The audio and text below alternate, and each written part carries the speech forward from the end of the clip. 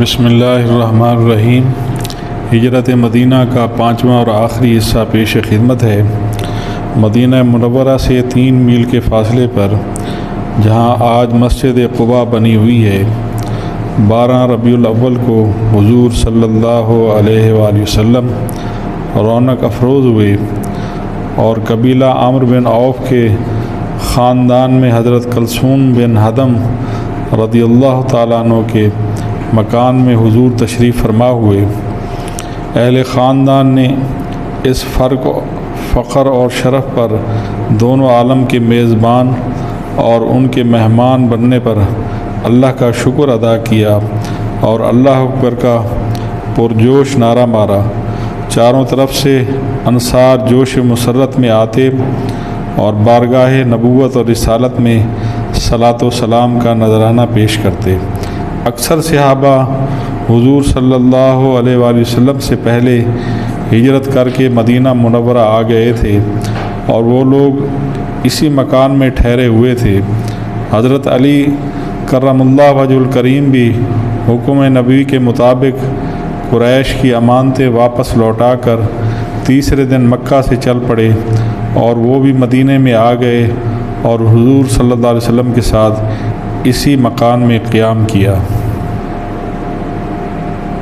مسجد قباء سب سے پہلے وہ تعمیر کی گئی اور نبی کریم صلی اللہ علیہ وسلم نے اس کی زمین کے لیے حضرت کلثوم بن حدم رضی اللہ تعالیٰ عنہ کو حکم دیا، تو جہاں پر خاندان عمرو بن عوف کی کھجوریں سکھائی جاتی تھی، اسی جگہ پر آپ نے اپنے مقدس ہاتھوں سے مسجد کی بنیاد ڈالی۔ یہی وہ مسجد ہے جو آج بھی مسجد قباء کے نام سے مشہور اور معروف ہے، جس کی شان میں قرآن کی آیت نازل ہوئی۔ یقیناً وہ مسجد جس کی بنیاد پہلے ہی دن سے پرہیزگاری پر رکھی ہوئی ہے، وہ اس بات کی زیادہ حقدار ہے کہ آپ اس میں کھڑے ہوں، اور اس مسجد میں ایسے لوگ ہیں جن کو پاکیزگی بہت پسند ہے اور اللہ پاک پاکیزہ لوگوں سے محبت کرتا ہے۔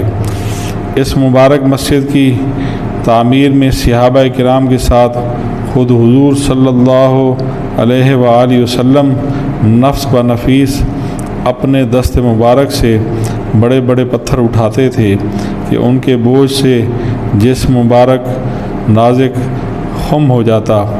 آپ کے جان نثار صحابہ میں سے کوئی عرض کرتا، یا رسول اللہ صلی اللہ علیہ وسلم، آپ پر ہمارے ماں باپ قربان، آپ چھوڑ دیجئے، ہم اٹھائیں گے۔ تو حضور صلی اللہ علیہ وسلم ان کی دل جوئی فرماتے اور چھوڑ دیتے، مگر پھر دوسرا پتھر اٹھا لیتے اور خود ہی اس کو لا کر عمارت میں لگاتے اور تعمیری کاموں میں جوش اور ولولہ پیدا کرنے کے لیے صحابہ کرام کے ساتھ آواز ملا کر حضور صلی اللہ علیہ وسلم اشعار پڑھتے تھے کہ وہ کامیاب ہے جو مسجد تعمیر کرتا ہے، اٹھتے بیٹھتے قرآن پڑھتا ہے اور سوتے ہوئے رات نہیں گزارتا۔ 14 یا 20 روز قیام کے بعد نبی پاک صلی اللہ علیہ وسلم نے مسجد قباء کی تعمیر فرما کر جمعے کے دن آپ قباء سے شہر مدینہ کی طرف روانہ ہوئے۔ راستہ میں قبیلہ بنی سالم کی مسجد میں پہلا جمعہ آپ نے پڑھا۔ یہی وہ مسجد ہے جو آج تک مسجد الجمعہ کے نام سے مشہور ہے۔ اہل شہر کو خبر ہوئی تو ہر طرف سے لوگ جذبات شوق میں مشتاقانہ وار استقبال کے لیے دوڑ پڑے۔ آپ کے دادا جناب عبد المطلب کے ننہالی رشتہ دار بنو نجار ہتھیار لگائے قباء سے شہر تک 2 رویا صفیں باندھے مستانہ وار چل رہے تھے۔ آپ راستہ میں تمام قبائل کی محبت کا شکریہ ادا کرتے اور سب کو خیر و برکت کی دعائیں دیتے ہوئے چلے جا رہے تھے۔ شہر قریب آ گیا تو اہل مدینہ کے جوش و خروش کا یہ عالم تھا کہ پردہ نشین خواتین مکانوں کی چھتوں پر چڑھ گئیں اور استقبالیہ اشعار پڑھنے لگی۔ طلع البدر علینا وجب الشکر علینا، ہم پر بدر کا چاند طلوع ہو گیا ہم پر خدا کا شکر واجب ہے۔ مدینہ کی ننھی بچیاں جوش و مسرت میں جھوم جھوم کر اور دف بجا بجا کر یہ گیت گاتی تھیں، ہم خاندان بنو نجار کی بچیاں ہیں، واہ کیا ہی خوب ہوا کہ حضرت محمد صلی اللہ علیہ وآلہ وسلم ہمارے پڑوسی بن گئے۔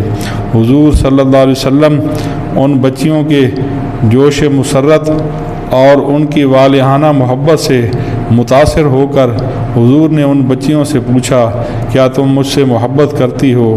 تو بچیوں نے یک زبان ہو کر کہا، جی ہاں یا رسول اللہ۔ یہ سن کر حضور صلی اللہ علیہ وسلم نے خوش ہو کر مسکراتے ہوئے فرمایا، میں بھی تم سے پیار کرتا ہوں۔ چھوٹے چھوٹے لڑکے اور غلام جھنڈ کے جھنڈ مارے خوشی کے مدینے کی گلیوں میں حضور صلی اللہ علیہ وسلم کی آمد آمد کا نعرہ لگاتے ہوئے دوڑتے پھرتے تھے۔ صحابی رسول حضرت برا بن عازب رضی اللہ تعالیٰ عنہ فرماتے ہیں، جو فرحت، جو سرور اور جو انوار و تجلیات حضور صلی اللہ علیہ وآلہ وسلم کے مدینہ میں تشریف لانے کے دن ظاہر ہوئے، نہ اس سے پہلے کبھی ظاہر ہوئے نہ اس کے بعد ظاہر ہوئے۔ تمام قبائل انصار جو راستہ میں تھے انتہائی جوش اور مسرت کے ساتھ اونٹنی کی مہار کو تھام تھام کر عرض کرتے، یا رسول اللہ صلی اللہ علیہ وسلم، آپ ہمارے گھروں کو شرف بخشیں اور ہمارے گھر میں قیام فرمائیں۔ تو نبی پاک صلی اللہ علیہ وآلہ وسلم نے سب سے یہی فرمایا کہ میری اونٹنی کی مہار چھوڑ دو، جس جگہ خدا کو منظور ہوگا اس جگہ میری اونٹنی بیٹھ جائے گی۔ چنانچہ جس جگہ آج مسجد نبوی شریف ہے اس کے پاس حضرت ابو ایوب انصاری رضی اللہ تعالیٰ عنہ کا مکان تھا، اسی جگہ حضور صلی اللہ علیہ وآلہ وسلم کی اونٹنی بیٹھ گئی اور حضرت ابو ایوب انصاری رضی اللہ تعالیٰ عنہ خوشی خوشی آپ کی اجازت سے آپ کا سامان اٹھا کر اپنے گھر لے گئے اور حضور صلی اللہ علیہ وسلم نے انہی کے مکان پر قیام فرمایا۔ حضرت ابو ایوب انصاری رضی اللہ تعالیٰ عنہ نے اوپر کی منزل پیش کی، مگر نبی پاک صلی اللہ علیہ وسلم نے ملاقاتیوں کی آسانی کے لیے فرمایا کہ میں نیچے کی منزل جو ہے اس میں قیام کروں گا۔ تو حضرت ابو ایوب انصاری رضی اللہ تعالیٰ عنہ دونوں وقت کا کھانا آپ کے لیے بھیجتے اور آپ کا بچا ہوا یعنی نبی پاک صلی اللہ علیہ وسلم کا بچا ہوا کھانا تبرکاً دونوں میاں بیوی کھاتے۔ کھانے میں جہاں حضور صلی اللہ علیہ وسلم کی انگلیوں کا نشان پڑا ہوتا، حصول برکت کے لیے حضرت ابو ایوب انصاری رضی اللہ تعالیٰ عنہ اور ان کی زوجہ اسی جگہ سے لقمہ اٹھاتے اور اپنے ہر قول و فعل سے بے پناہ ادب، احترام، محبت اور عقیدت اور جانثاری کا مظاہرہ کرتے۔ ایک مرتبہ مکان کے اوپر کی منزل پر پانی کا گھڑا ٹوٹ گیا تو اس اندیشہ سے کہ کہیں پانی بہہ کر نیچے کی منزل پر نہ چلا جائے اور نبی رحمت صلی اللہ علیہ وسلم کو کچھ تکلیف نہ پہنچ جائے، تو حضرت ابو ایوب انصاری رضی اللہ تعالیٰ عنہ نے سارا پانی اپنے لحاف میں خشک کر لیا۔ گھر میں یہی ایک لحاف تھا جو گیلا ہو گیا تھا۔ رات بھر میاں بیوی نے سردی میں گزاری، مگر نبی پاک صلی اللہ علیہ وسلم کو ذرا برابر تکلیف پہنچ جائے یہ ان کو گوارا نہیں تھا۔ 7 مہینے تک حضرت ابو ایوب انصاری رضی اللہ تعالیٰ عنہ نے اسی شان کے ساتھ حضور اقدس صلی اللہ علیہ وسلم کی میزبانی کا شرف حاصل کیا۔ جب مسجد نبوی اور اس کے آس پاس کے حجرے تیار ہو گئے تو حضور صلی اللہ علیہ وسلم اپنی ازواج کے ساتھ ان حجرات میں قیام پذیر ہو گئے۔ ہجرت کا پہلا سال قسم قسم کے واقعات سے بھرا ہوا ہے۔ ان میں سے چند ایک بڑے واقعات جن میں حضرت عبداللہ بن سلام رضی اللہ تعالیٰ عنہ کا اسلام لانا اور مسجد نبوی کی تعمیر شامل ہے، یہ اہم ترین واقعات میں سے ہیں۔ حضرت عبداللہ بن سلام رضی اللہ تعالیٰ عنہ مدینہ میں یہودیوں کے سب سے بڑے عالم تھے۔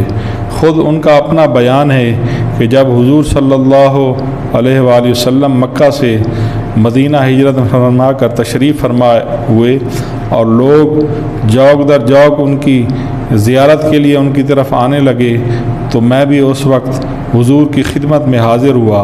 جو ہی میری نظر جمال نبوت پر پڑی تو پہلی ہی نظر میں میرے دل نے یہ فیصلہ کر دیا کہ نعوذ باللہ من ذالک، یہ چہرہ کسی جھوٹے آدمی کا نہیں ہو سکتا۔ اور نبی پاک صلی اللہ علیہ وسلم اپنے واعظ میں درس میں یہ ارشاد فرما رہے تھے، اے لوگو، اسلام کا چرچا کرو اور کھانا کھلاؤ اور رشتہ داروں کے ساتھ صلہ رحمی کرو، اور راتوں کو جب لوگ سو رہے ہوں تو تم نماز پڑھو۔ حضرت عبداللہ بن سلام فرماتے ہیں، میں نے حضور صلی اللہ علیہ وسلم کو ایک نظر دیکھا اور آپ کی یہ چار بول میرے کان میں پڑے تو میں اس قدر متاثر ہو گیا کہ میرے دل کی دنیا ہی بدل گئی اور میں مشرف بہ اسلام ہو گیا۔ حضرت عبداللہ بن سلام رضی اللہ تعالیٰ عنہ کا دامن اسلام میں آ جانا یہ اتنا اہم واقعہ تھا کہ مدینہ کے یہودیوں میں کھلبلی مچ گئی۔ مدینہ میں کوئی ایسی جگہ نہیں تھی جہاں مسلمان باجماعت نماز پڑھ سکیں، اس لیے مسجد کی تعمیر نہایت ضروری تھی۔ حضور صلی اللہ علیہ وآلہ وسلم کی قیامگاہ کے قریب ہی بنو نجار کا ایک باغ تھا۔ آپ نے مسجد تعمیر کرنے کے لیے اس باغ کو قیمت دے کر خریدنا چاہا۔ ان لوگوں نے یہ کہہ کر، یا رسول اللہ صلی اللہ علیہ وسلم، ہم خدا ہی سے اس کی اجر اور قیمت کا اور اس کا ثواب لیں گے۔ مفت میں زمین مسجد کے لیے تعمیر کے لیے پیش کر دی، لیکن چونکہ یہ زمین اصل میں دو یتیموں کی تھی تو آپ صلی اللہ علیہ وسلم نے دونوں یتیم بچوں کو بلایا اور ان یتیم بچوں نے بھی زمین مسجد کے لیے دینا چاہی، مگر حضور صلی اللہ علیہ وسلم نے اس کو پسند نہیں فرمایا اور حضرت سیدنا صدیق اکبر نے اس کی قیمت جو ہے وہ ادا کر دی۔ اس زمین میں چند درخت، کچھ کھنڈرات، کچھ مشرکوں کی قبریں تھیں۔ آپ نے درختوں کے کانٹے اور مشرکین کی قبروں کو کھود کر پھینکنے کا حکم دیا۔ پھر زمین کو ہموار کر کے خود نبی پاک صلی اللہ علیہ وسلم نے اپنے دست مبارک سے مسجد کی بنیاد ڈالی۔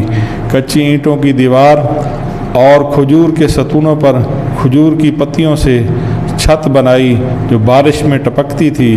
اس مسجد کی تعمیر میں صحابہ کرام کے ساتھ خود حضور صلی اللہ علیہ وسلم اینٹیں اٹھا کر لاتے، پتھر اٹھا کر لاتے، اور صحابہ کرام کو جوش دلانے کے لیے ان کی آواز کے ساتھ آواز ملا کر حضور صلی اللہ علیہ وسلم اشعار پڑھتے۔ اسی مسجد کا نام مسجد نبوی ہے۔ یہ مسجد ہر قسم کے دنیاوی تکلفات سے پاک اور اسلام کی سادگی کی سچی اور صحیح تصویر تھی۔ اس مسجد کی عمارت اول طول و عرض میں 60 گز لمبی اور 54 گز چوڑی تھی، اور شروع میں اس کا قبلہ بیت المقدس کی طرف بنایا گیا تھا، مگر جب قبلہ تبدیل کرنے کا حکم قرآن میں آیا تو اس کا قبلہ کعبہ کی طرف کر دیا گیا، تو مسجد کے شمالی جانب ایک نیا دروازہ قائم کیا گیا۔ اس کے بعد مختلف زمانوں میں مسجد نبوی کی تجدید، تعمیر اور توسیع ہوتی رہی۔ مسجد کے ایک کنارے پر ایک چبوترا تھا جس پر کھجور کی پتیوں سے چھت بنا دی گئی تھی۔ اسی چبوترے کا نام صفہ رکھا گیا۔ جو صحابہ کرام گھر بار نہیں رکھتے تھے، قبیلہ اور بیوی بچے نہیں رکھتے تھے اور مدینہ کی طرف ہجرت کر کے آئے تھے، وہ اسی چبوترے پر سوتے تھے، اسی چبوترے پر بیٹھتے تھے اور یہیں پر اسلام کا درس لیتے تھے، اور یہی لوگ اصحاب صفہ کہلائے۔ یہ نبی کریم صلی اللہ علیہ وسلم سے دین اسلام سیکھتے اور پھر جو قبائل کے نو مسلم لوگ آتے تھے ان کو اسلام کی بنیادی باتیں سکھاتے تھے، اور انہی لوگوں کو اصحاب صفہ کا نام دیا گیا ہے۔ اور ایک روایت میں آتا ہے یہ 80 کے قریب صحابہ کرام تھے جو